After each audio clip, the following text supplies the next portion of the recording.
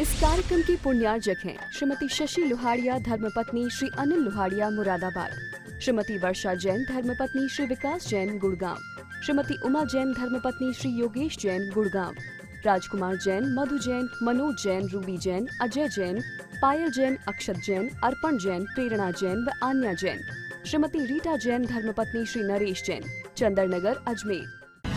परम पूज्य वात्सल्य मूर्ति जिन्हें धर्म प्रभाविका आरिका रत्न 105 सृष्टि भूषण माता जी की मंगल प्रेरणा एवं आशीर्वाद से तीर्थराज श्री सम्मेद शिखर जी में चतुर्विध संघ की आहार विहार, पिच्छी, कमंडल, वस्त्र एवं शास्त्र इत्यादि की व्यवस्था विगत कई वर्षों से सुचारू रूप से की जा रही है। इस पुनीत कार्य से जुड़कर आप भी घर बैठे धर्म लाभ उठा सकते हैं। सामान्य सदस्यता 21,000 रूपए मात्र, सदस्यता 10 वर्ष के लिए 11,000 रूपए मात्र, एक दिन की आहार व्यवस्था 2100 रूपए मात्र।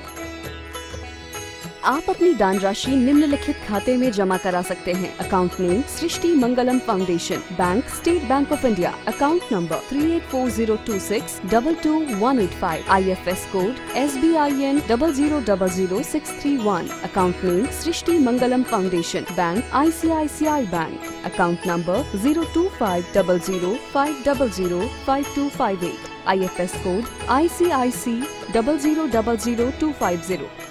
श्री वर्धिमानाय निर्धूत कलिलात्मने सालोकानां त्रिलोकानां यद्विद्या दर्पणायते ज्ञानं पूजा कुलं जाति बलिवृद्धि तपो वपु अष्टावसित्यमन्यतम् स्मिर्माहुर्गतस्मया स्मयनोन्नतेति धर्मस्थान गर्विताशया श्रोतेति धर्मात्म्यम न धर्मो धर्म कई बिना।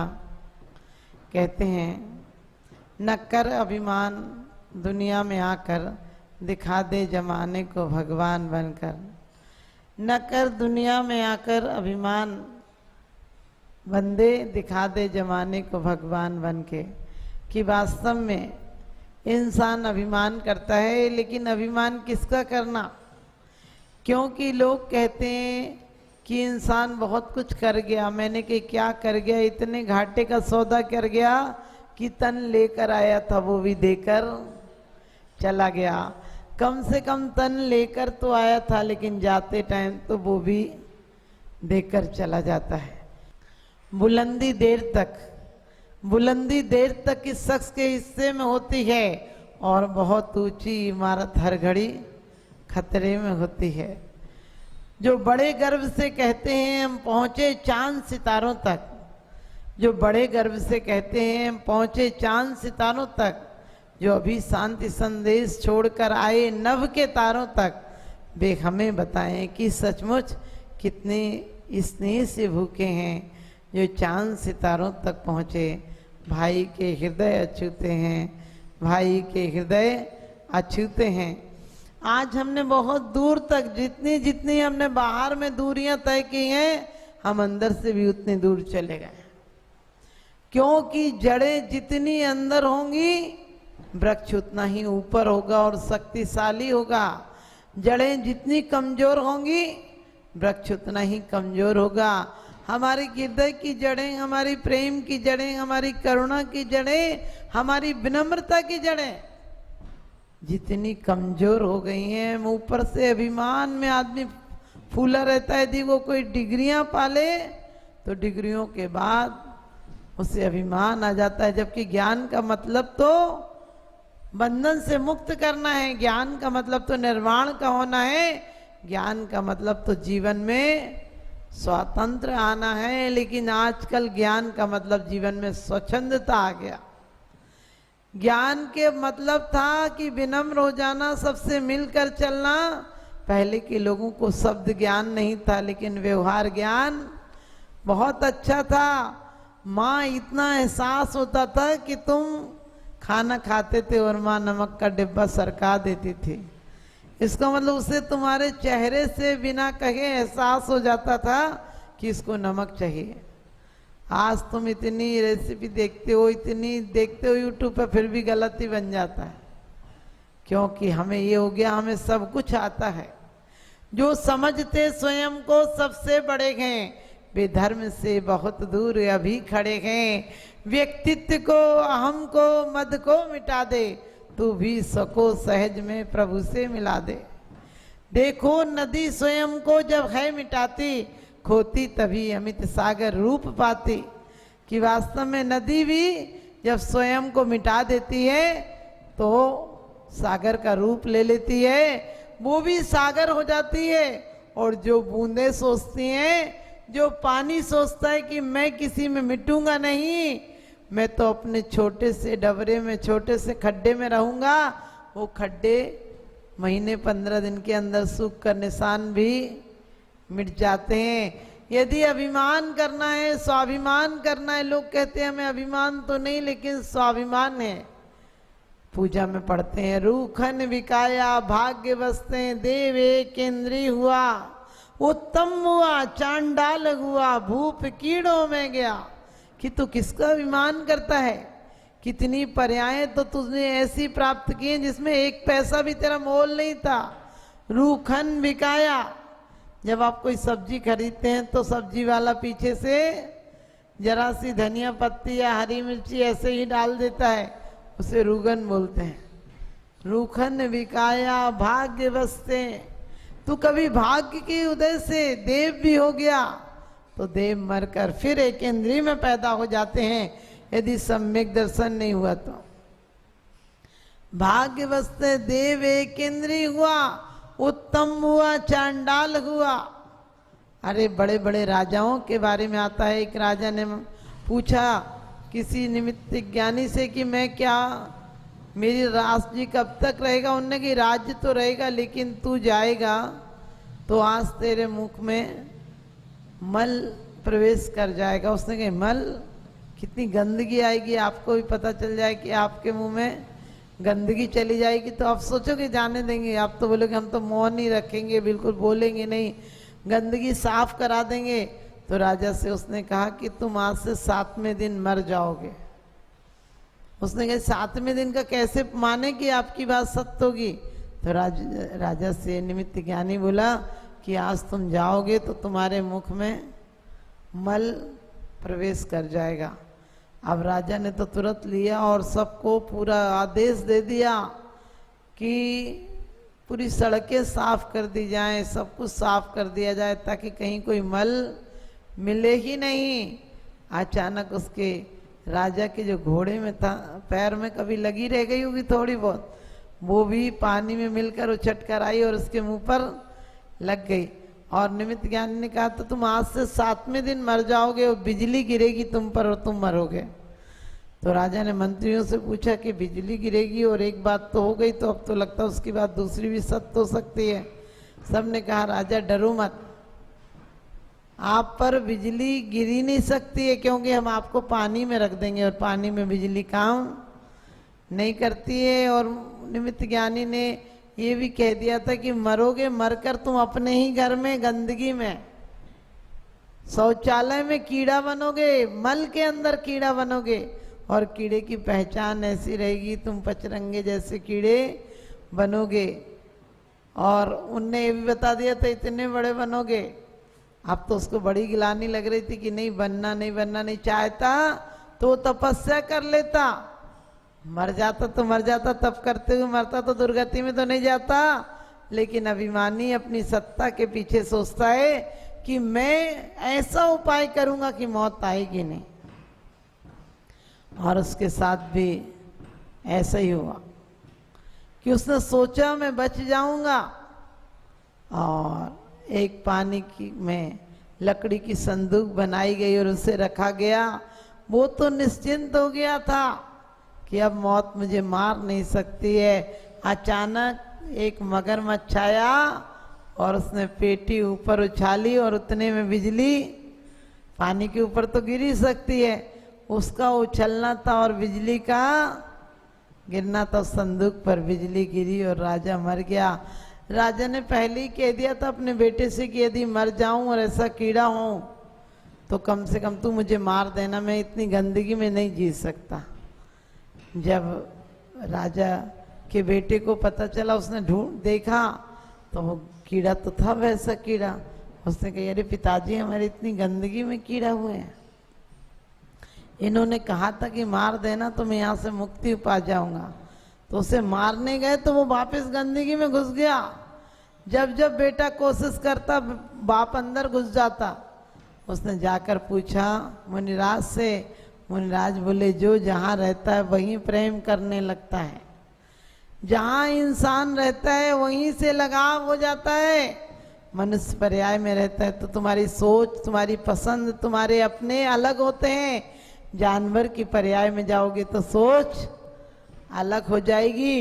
इसलिए जब तक तुम्हारी बुद्धि विवेक है तब तक इस सोच को व्यर्थ मत गमाओ। आदमी यदि 60 साल जीता है तो हिसाब लगा लेना, कम से कम 20 वर्ष उसके सोने में जाते हैं। दिन में 1-2 घंटे आराम कर लेता है, 5-6 घंटे रात में आराम कर लेता है। दिन में कम से कम 8 घंटे भी लगाओ पूरे मिलाकर तो कितना टाइम, 20 वर्ष तो सोने में गुजर जाता है। फिर दुकान जाने में, ऑफिस जाने में, घर का सामान लाने में, खाना, महिलाएं तो खाना बनाने में, कपड़ा धोने में, बर्तन साफ करने में, पोंछा लगाने में, बच्चों को पालने में, उनकी चिंता करने में कितना टाइम निकल जाता है। सच पूछो अपने लिए 1 साल का टाइम भी नहीं मिलता पूरे जीवन में। और उसके बाद भी हम कहते हैं मनुष्य जन्म हमें मिला है, हमने क्या काम किया। जबकि हर काम करते हुए भगवान का भजन किया जा सकता है। किसी से पूछा कि भगवान का भजन करते टाइम सिगरेट पी सकते क्या? नहीं। उन्होंने कही नहीं। उन्होंने कही सिगरेट पीते टाइम भजन कर सकते कि नहीं? उन्होंने कही हाँ। कहने लगी बात तो एक ही है। उन्होंने कही नहीं। तुमने पूछा सिगरेट पीते टाइम भजन कर सकते हैं, तो मैंने कही कि हाँ कर सकते हो। तुमने पूछा कि भजन करते टाइम सिगरेट पी सकते हैं, हमने कहा नहीं। इसका मतलब तुम जब इतने अच्छे कार्य में प्रवृत्त हो तो निकृष्ट काम क्यों कर रहे हो?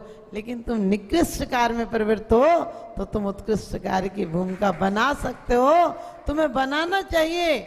इसी प्रकार से तुम घर के काम करो, कोई बात नहीं, लेकिन घर के कामों में बीच में ध्यान दो कि वास्तव में हमारा ये काम ही करते करते मर जाना धर्म नहीं। इस काम के बीच में सिर्फ धर्म कोई प्रार्थना का, कोई स्तुति, इस सब का नाम नहीं है।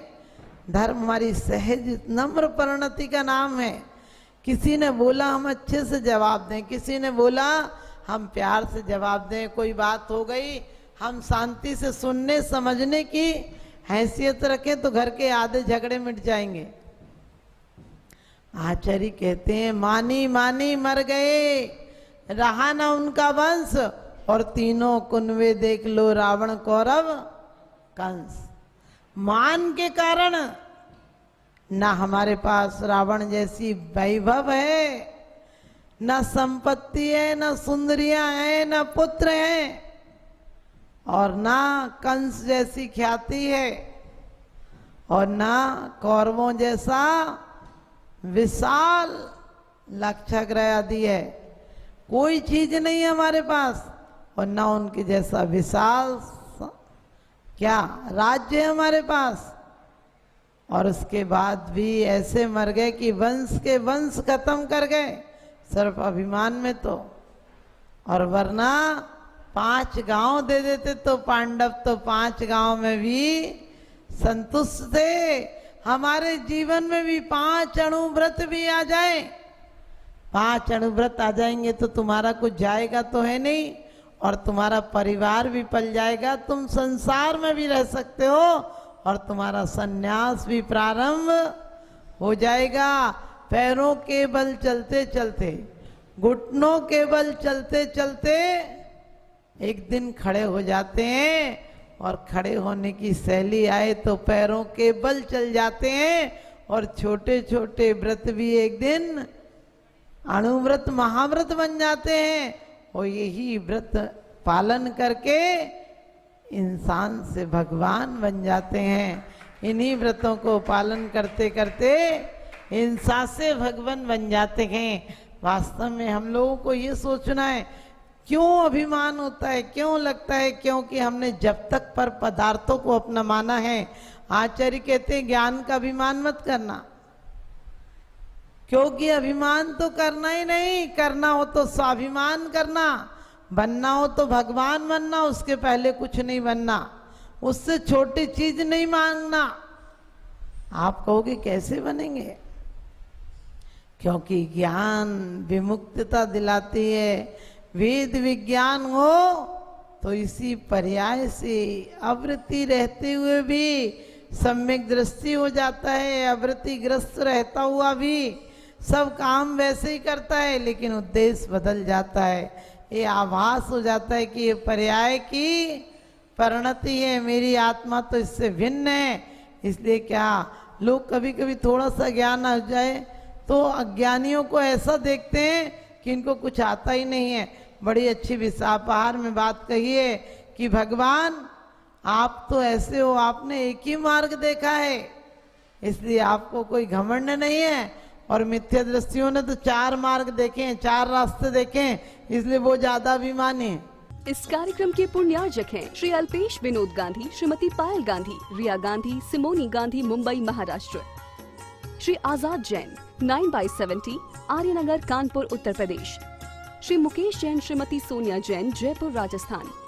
श्री सुरेंद्र जैन पुत्र स्वर्गीय श्री ओम प्रकाश जैन, खेत वाले परिवार, प्रधान दिगंबर जैन समाज, गन्नौर, हरियाणा। भगवान आदिनाथ दिगंबर जैन मंडल, डोंबिवली, महाराष्ट्र।